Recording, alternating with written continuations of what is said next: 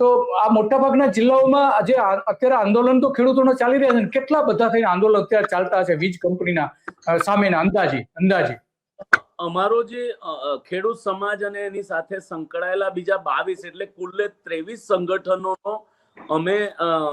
કિસાન સંઘર્ષ સમિતિ, જે અમે આજે 3 કૃષિ કાયદા બનાવ્યા ત્યારે ગુજરાતમાં એનું ફોર્મેશન કરેલું હતું,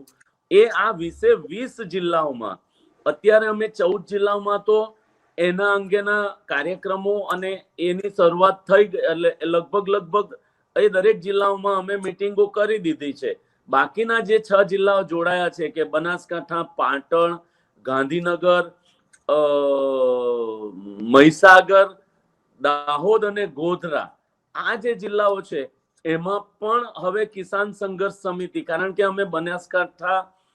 પાટણ અને ગાંધીનગર જિલ્લાઓના સંપર્ક અમારા જે છે અને ખેડૂતોએ પણ અને ખેડૂત સંગઠનોએ પણ અમારા સંપર્ક કર્યા છે, એટલે એમાં પણ મીટિંગોના દોર ચાલુ થયા છે. આવનારા દિવસમાં દિલીપભાઈ 17-18 તારીખ બાદ બનાસકાંઠા, પાટણ, ગાંધીનગર અને મહીસાગર આ 4 જિલ્લાઓમાં ખેડૂત મીટિંગનું અને કલેક્ટરોને મળવાનું અમે આયોજન કરી ચૂક્યા છે.